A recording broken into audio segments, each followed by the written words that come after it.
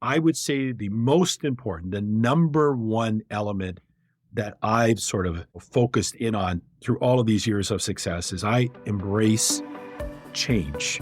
How can a set of skills lead you down the path to success? That's what we're setting out to answer on the EdUp Canada podcast. I'm your host, Michael Sangster. Join me as we unpack how leaders around the world have taken training and skills and turned that into a lasting career. Now let's learn together.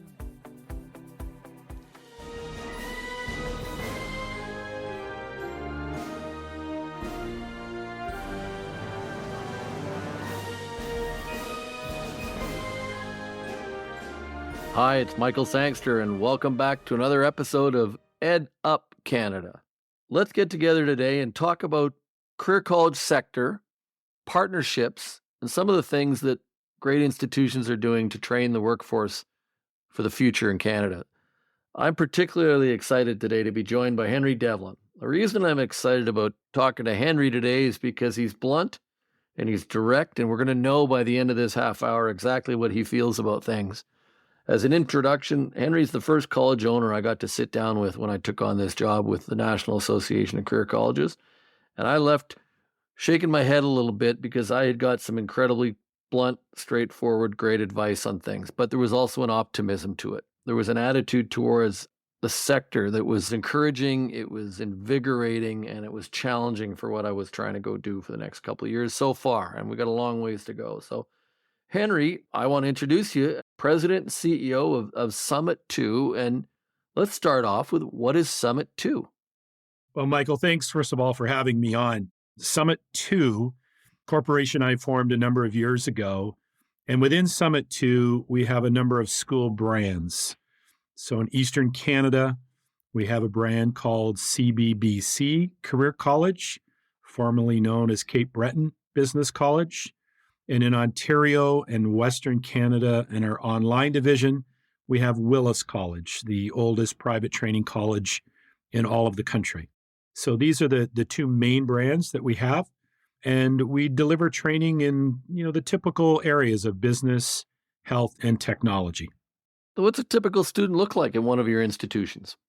It's a great question. And I've been doing this for nearly 40 years. And I would have thought maybe 40 years ago that probably changes from year to year, but that's not the case. What we typically cater to, when you look at what I call the three levels post-secondary education, you have individuals that are looking for degree-granting institutions. They have a particular career path that they're looking for, and having a degree is an important piece of that. That's not our audience. Then you have a group that is looking for not just an academic development, but maybe some social interaction. I kind of liken it to when my son wanted to go to college, and he said, "Hey, Dad, should I come to some of your colleges?" And I said, "Well, unfortunately, I'd love to have you there, but unfortunately, you're not going to be able to go to pub nights because they don't exist. And you're not going to be able to socialize with a lot of people because our schools are all about developing skills that are going to get you from the classroom, not to the boardroom, but to the workplace as quickly and efficiently as possible."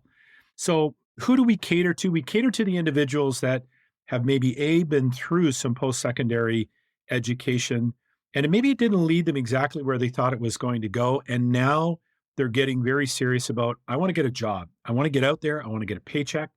I need to develop skills that are in high demand. And that's usually where private training colleges across Canada, our sector, can best address that skills development that's going to help them make the transition from where they are right now into the workforce. Sometimes that means individuals that know what they want to do coming straight out of high school.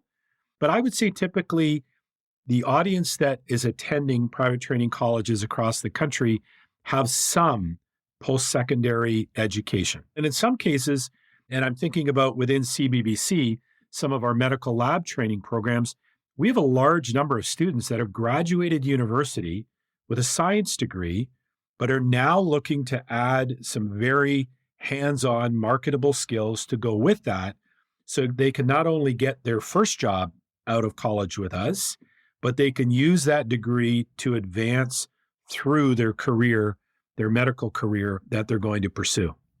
it's early January now. Back in December, I had the pleasure of attending a graduation ceremony in Ottawa. I always find it interesting because, as you talked about the audience, the learners that attend institutions like yours, they're more mature, a high proportion of female students, very diverse crowds that are attending. And I love going to the graduation ceremonies because you often see kids and grandkids there celebrating someone who's graduating. You won't see that at a lot of institutions, but the one thing you touched on it, I see a lot, is that upskilling, that I need to do one more thing. One of the things I hear college owners talk about all the time is that we teach skills. We don't teach for a job. We teach skills, teamwork, collaboration, the communications, those kinds of things. So I'd like to talk a little bit about your lifelong learning program. The reason I wanted to have you on is that you guys are doing creative things and are very, very good at partnerships. But I want to hear about your lifelong learning program that you guys are promoting right now, because I thought that was really interesting and plays well into what you're talking about here about upskilling. So in our lifelong learning program, I think adds real value to a student going through one of our training programs. But if you're looking at, what was the catalyst that kind of kicked off an idea like that, I have to go back nearly 40 years, back into the mid 80s when I was working at a school in Toronto. And I had a student go through our program, and he came to me at the end. He had just graduated, just landed a job. He came to me and he said, "Henry, I want to thank you for changing my life." And when I heard him say that, I was a little sort of pushed back and I was like, change your life. All we did was develop some skills. But then when I got to talk with him and realize what impact going through our program was having on his life and his family's life, I realized what we do is something very special with students. We get to play a role in their lives. And when someone graduates our program, and I'll give the example of, let's say, a business course at our school. Business course covers several different areas. Might be some HR, might be some marketing, might be some accounting. And when they graduate, they'll take all of those skills, they'll work with an employer, and the employer will hire them on, usually to do one or two of those skills day in, day out with that firm. So let's say they get hired on by an HR company, and they're using the skill that they picked up within one of our colleges. They're very happy, and we've been part of their lives, and we changed their lives, and everything is going tremendously well. And maybe they do that for 3 or 4 years. And within that organization, there's opportunities that open up that allow them to maybe grow further with the company. But that skill is not necessarily in HR. Maybe it's in accounting or another area of business, or maybe something has happened with the company and they now find themselves having to market all of the skills that they acquired from us, but it was a few years ago. We started the lifelong learning option for our graduates to say, look, if you went through this program, you are part of our family. You are part of an alumni base that we care about forever. And when you need those skills that may have gotten rusty because you were only working in HR, you need those skills to be brushed up and become current and marketable again. That's not going to cost you anything else with our organization. You paid for that tuition once. You're an alumni. You're part of our team. We'll fit you into one of those programs. Now, the real benefit for a student is, let's say you were in an HR program or you went through a business program and you had an HR job for 5 years. There might be some new software that's come out in accounting. We're not going to give you the software of 5 years ago. We're going to give you the software of today. So the skills that you're going to pick up will build upon what you had in the past, but ensure that you're relevant and marketable in today's workforce. So that lifelong commitment is really understanding what we do as a school. And it goes back to my statement of the mid-'80s. We're really changing someone's life. And if you think about that, it's not just for the 1 year that they're with us. You need to be a partner with them whenever they need you. That type of relationship, that if you build that with an alumni base, your schools will continue to grow because people will trust that it's not just about today. They're really caring about where I'm going to be for the next 5, 10, 15, 20 years of my career. So let's try and put a circle around this too then, because one of the great strengths of our sector is that partnership with the employers. So when you talk about, I'll use the word upskilling, but renewing skills as you're talking about there, Tell me what it looks like for you, successful partnerships. I can think of one that you've had in Ontario with the PSW world, especially starting in Ottawa. But I see that when you talk about a 40-year-old relationship with a student, I see that with the employers too, that you're constantly working with them to figure out what they need, what's the latest, what's the greatest. And it leads back into your instructor base too, doesn't it? Yeah. So you've hit upon some really good points there. When you talk about partnerships and where the private colleges can partner or align with organizations and governments across the country, staying engaged with your employer base. We are a regulated industry. That means that we're held accountable to certain performances. Our students have to do well, because if they don't do well, it could impact us as a college. And 40 years ago, I would have looked at that and said, well, that's a real liability for us. That's a restriction upon us. But I now look at that regulatory landscape as actually an asset, not a liability. I see it as an empowerment, because if we are forced to sort of do that, to step up and ensure that we're looking after the outcome of our graduates, and that's what we're going to be measured against on a regular basis, then we're going to work very, very hard to ensure that our students do well.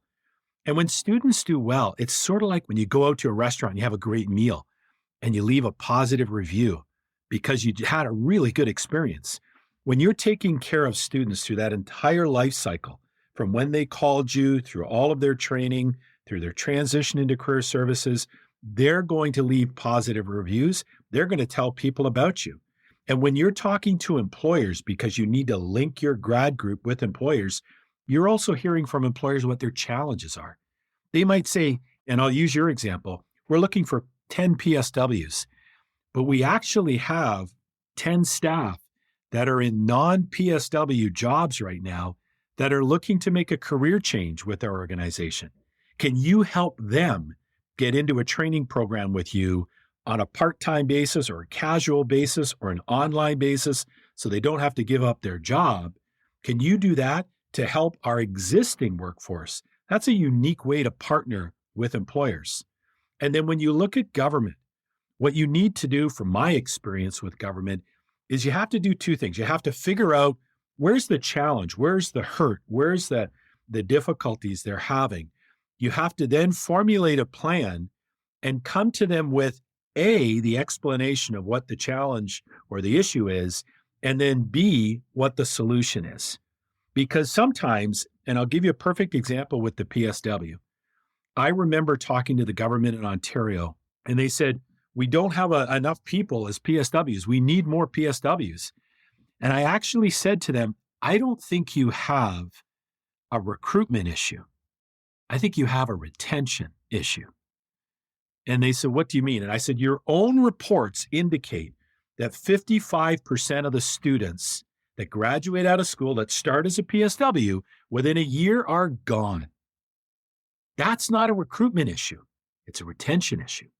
So if we can help students as they're going through training realize what they're getting into and work alongside with employers to make sure they get that experiential component while they're going through training, they're not going to start as a PSW if they found out this is not really for me.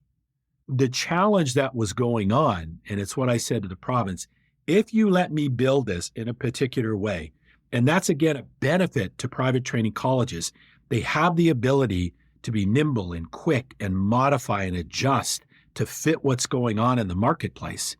So we presented an option of how to deliver this program to address what I thought was the biggest issue, not recruitment, retention. We've been able to prove to the provincial government that the 55% that they tracked is now 89% of our graduates that have gone through our training that are now working as new PSWs have been there greater than a year. And what I said to the government after we got that data point in, I said, now start thinking about the quantifiable amount to that percentage. What's the value that all of those care homes have now been able to realize because they haven't had to spend thousands of dollars putting ads out there and onboarding people? So by investing, and this is what the provincial governments have done, by investing in education with PSWs in an experiential type format, you're actually not investing in losing money. You're investing to save money with all of the stakeholders that are involved. And now you're seeing them turn to investing in rural communities and keeping those employees longer in that personal support worker field. So we'll see if they're successful in their latest initiatives around getting students to go out for a year or 2 years into a rural community as well, which is the next step. But it's been a huge success. Let's pivot a little bit here and get personal with you about your own skills. You've obviously been very successful in life. You've been successful in business. So what's a skill, because we like to have everybody leave the audience with one that you think has helped you on lasting success, or one that you wish you'd embraced earlier, something that would have helped you drive your career further? This is something that's not really focused on in business school or university or even business programs in colleges. And I'll try to make it very relevant to everyone who is listening today, because we've all been through this. I would say the most important, the number one element that I've sort of focused in on through all of these years of success is I embrace change. Now, it might sound very simple. Well, I embrace change. What does that mean? So when COVID hits and all of my schools are face-to-face training schools, and I now have 4 weeks to 6 weeks to move everything to an online platform, I could have sat back and said, this can't be done. We have to do it the old way. And my businesses would have failed. But I embraced the change and I moved to the next level, and I moved us to a delivery modality that could fit with what was going on. Too many people get set in a particular way saying, this is my job. These are my duties. This is what I get paid. When things change, the first thing you have to do is say, I embrace whatever it is that has just happened. So when your employer comes to you and says, we're in difficult times, everybody needs to take a 25% pay cut, rather than immediately responding with, how am I going to get by? This is terrible. Say, I embrace that because it's the right thing for the company, and I want to be part of this team 2 years, 5 years, 10 years from now. Because guess what? What an employer will do if they have to scale your compensation back because of difficult times, and you've been one of the members that have embraced that, the moment that company starts doing well, you'll be the first person that gets compensated for embracing what took place. Too many people look at change as a negative. I look at every change that occurs in my life. I don't care, business-wise, health-wise. I had a health scare about 5 years ago. And I thought, wow, that's terrible. You know what? It actually opened up my eyes. And I'll give you a personal example of this thing because I think it's important. I had a health scare and I was in a hospital. And I used to talk about our frontline health workers and how when you graduate, you're going to be working in nursing homes and care homes with our elderly residents and individuals across Canada. I was on an elevator going up to get some x-rays done because I was not doing well. And there was an individual on the elevator with me, and he was in control of my gurney that was moving around the hospital. And he turned to me and he said, "You're my president." And I said, "Pardon? I don't know what you mean by that." And he said, "I graduated from your school 6 months ago. You handed me a diploma." He said, "I'm going to take good care of you." And I realized at that moment that our students reach so many different facets of our society. You know, you might think it's just an elderly crowd. Well, I'm not that old. And certainly 5 years ago, I was a lot younger. And I realized that I'm actually training my students to take care of me. So we play such a critical role in their development. People need to accept when change happens, look for the positive in everything. That opened up the door because I changed some things because of that illness. I changed some things in my personal life that allowed me to move into the next stage of my career and start buying colleges. Great story. It is those simple words. Whatever happens, embrace the change. The best corporate culture I've ever been in was at TELUS Communications when I was an executive there. And can't remember if there was 5, but the 3 that stick with me was we embrace change, we initiate opportunity, and we believe in spirited teamwork. And there were things that were driven, but our objectives were built around those every year. And the embracing change one was was a very, very powerful one because we were going through a lot of change in that organization, and you had to embrace it. And you had to look, and we went through strikes, and we went through different initiatives that were all about embracing change. And we were trying to get people to come along. And once they kind of bought into what we were doing, it was amazing. Those two words can be applied, though, in every facet of someone's life, whether it's in their schooling, their career, when they go shopping at the local grocery store, and they're expecting to see a particular item on the shelf that they mix with whatever dinner they normally have. And that item is no longer stocked. It's changed. The supply chain has changed. The resource has changed. Rather than sit there and getting upset saying it'll never be the same, change that mindset and say, well, what other product can I put in here? And I'm going to now get to experience something a little different. You're going to grow as a person. In everything in our life, if we learn to embrace change, you lead a much more fulfilled life. No, I agree. So I'm going to ask you a quick question, then we'll jump off to another topic of interest, I think. But what essential skill do you believe should be included in every college program to better prepare students? When you're building those programs, what do you think is that one thing every student should leave with?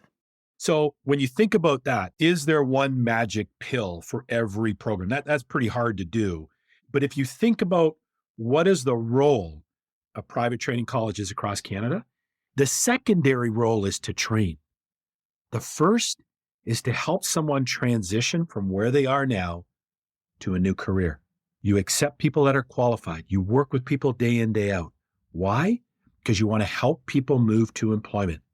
So I think with that in mind, the one skill that every single student should look for in the college that they're looking to attend, they should ask about it, they should explore it, they should talk to people who are doing it, is ensure that you are getting career services, training, and support. Not just about the training. Training is great, but the support. Because if that school that you're going to, and we'll use mine as an example, it's the oldest private training college in Canada, over 150 years. So you think with 150 years, we probably talked to a lot of employers, a lot more than any of my students will have ever spoken to. So why not tap into that network? Why not make sure that the school is going to train me in skills? They're going to develop good career services skills around how do I market myself? How do I handle an interview? But then the final piece is connecting you with employers. And I would say to every single student who is looking at attending any college, any university, ask them what do they do at the back end?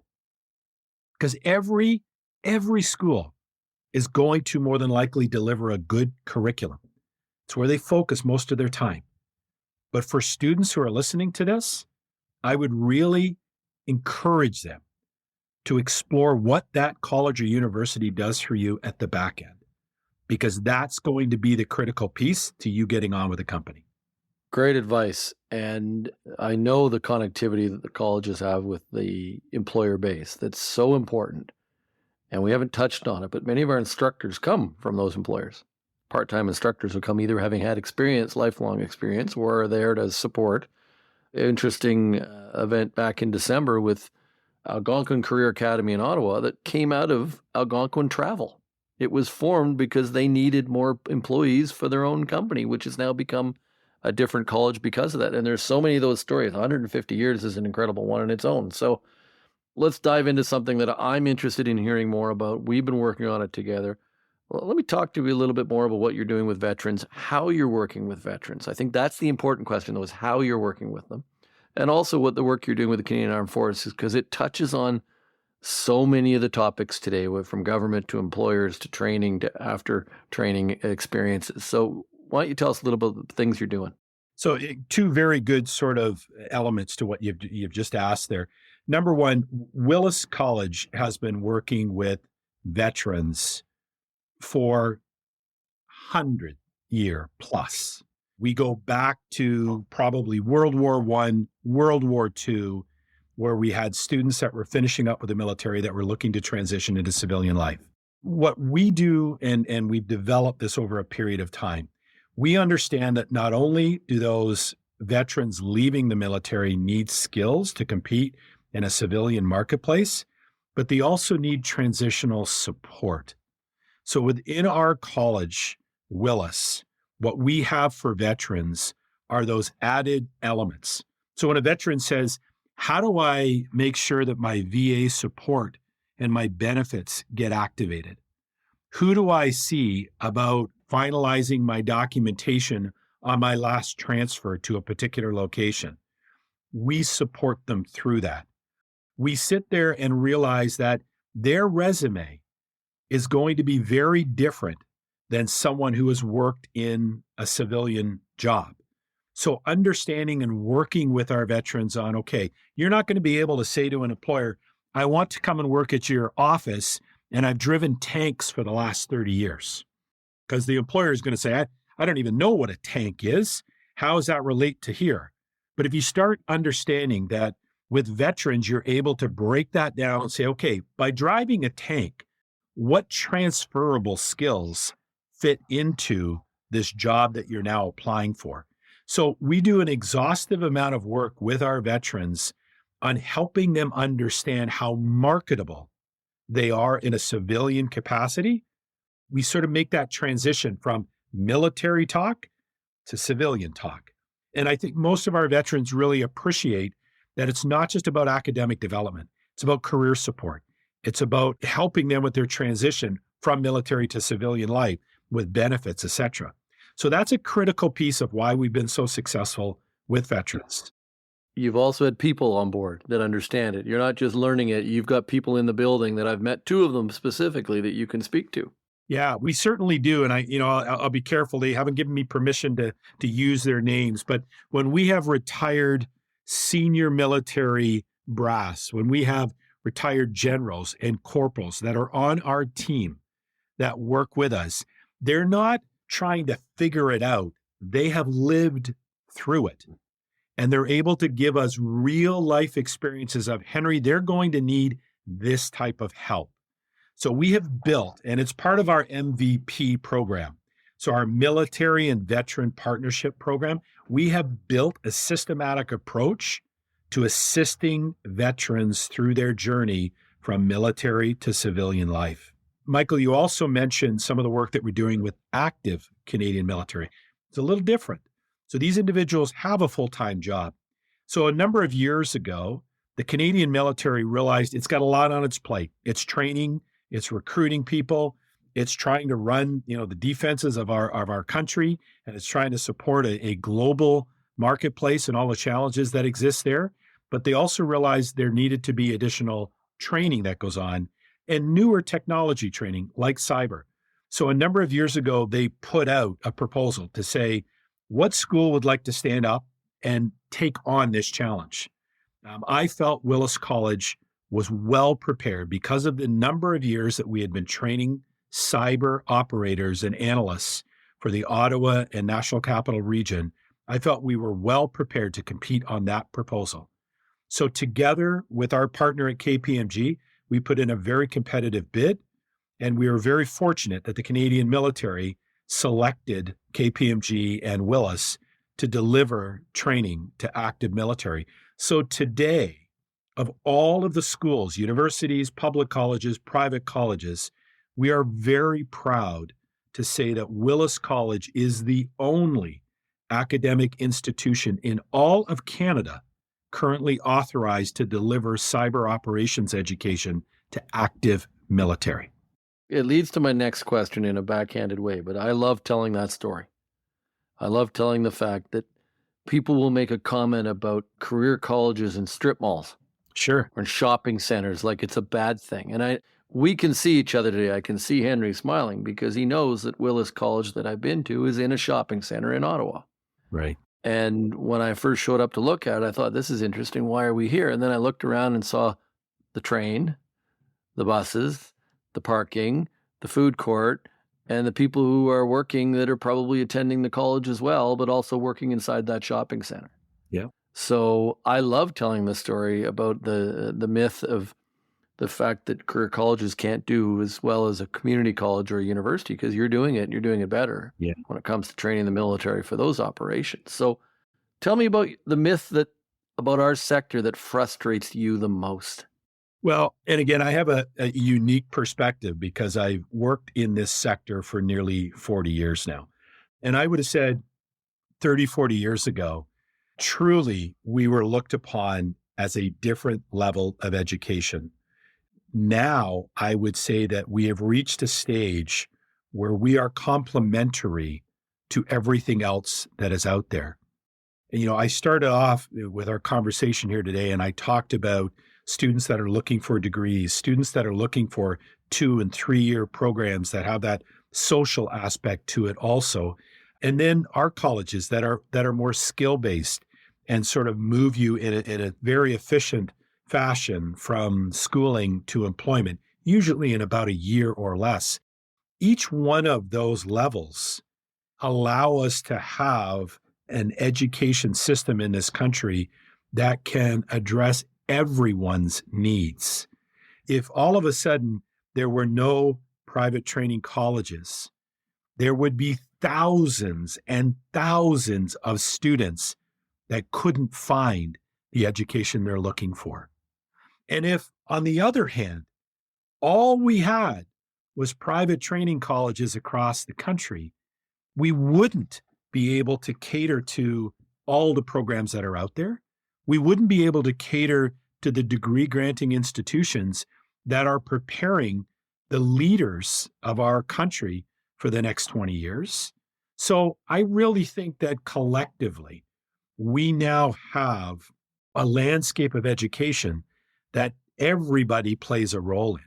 So I feel certainly today far more comfortable being in this sector than I did 30, 40 years ago.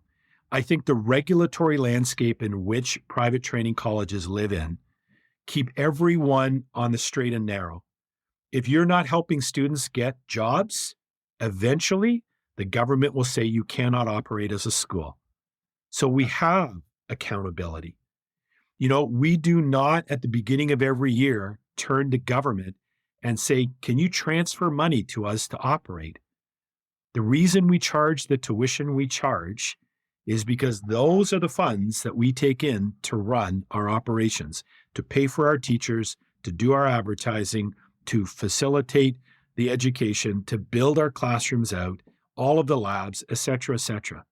Now, what you're finding, though, is even at the public college level, the amount of resource dollars that the provinces can now pay public colleges is getting less and less each year. It's getting harder and harder for public colleges to operate the way they want to operate. That's why you're going to see more and more unique partnerships that align private colleges and public colleges and universities working collectively.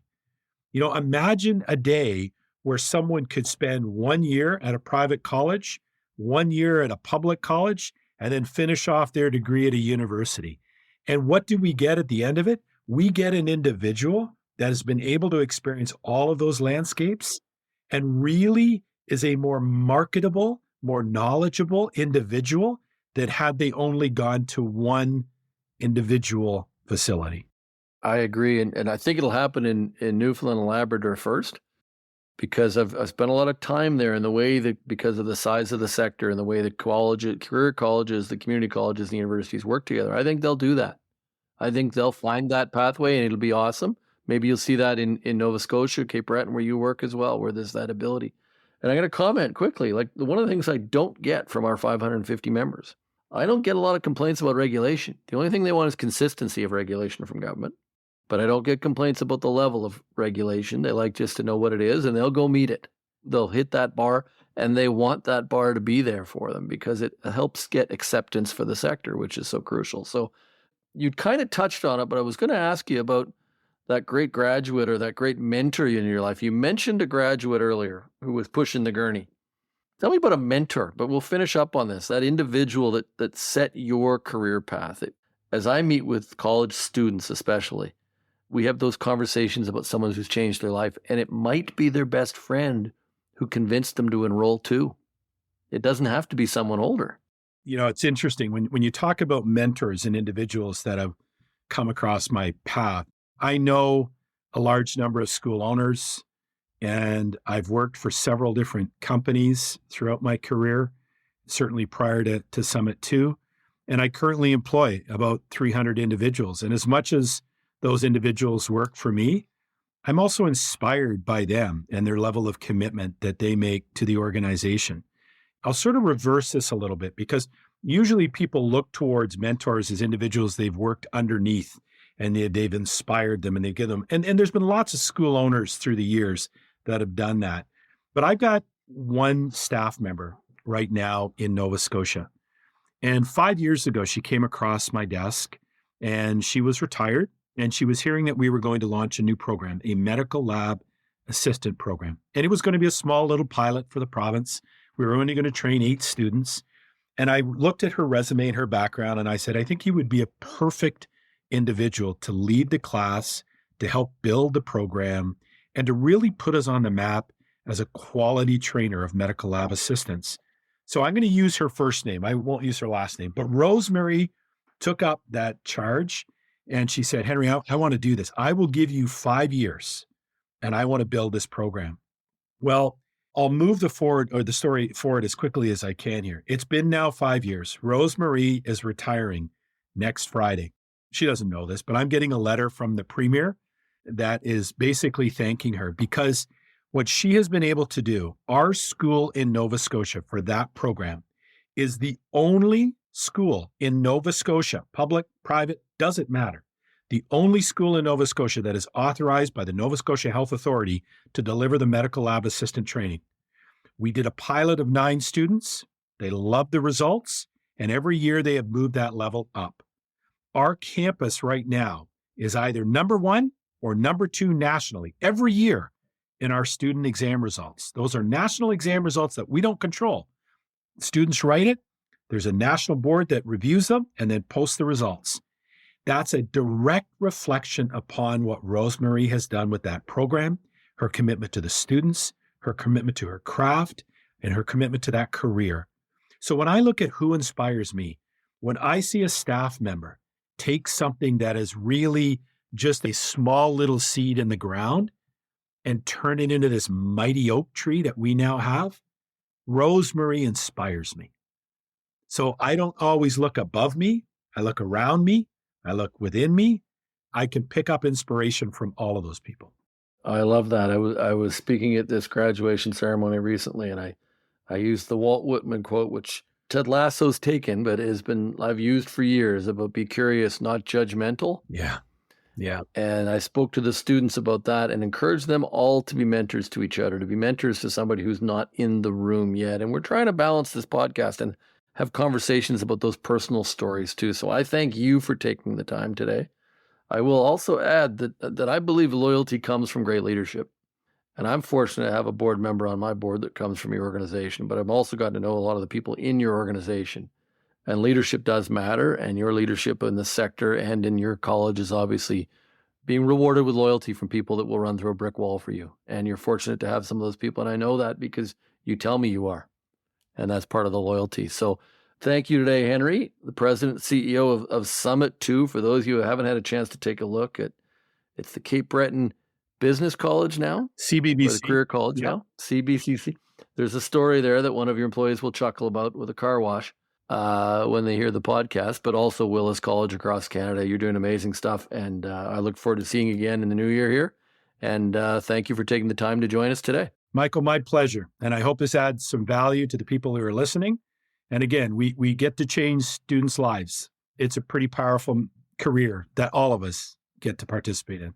Well put. And that's watching all of you work is why I become so passionate about it. So with that, thank you for joining the Ed Up Canada podcast. I look forward to listening to you, hearing from you again in the near future, Henry, but also letting people hear from other leaders in our sector, business leaders and government leaders as we launch into the new year. So thank you, everybody. Thank you, Michael. Thanks for listening to another episode of the Ed Up Canada podcast. We release new episodes regularly, so make sure you hit that subscribe button so you know when they are officially out. If you love this episode, please leave a 4- or 5-star review wherever you listen to your podcasts so that others can also discover how a set of skills can lead to success. Thanks for learning with us.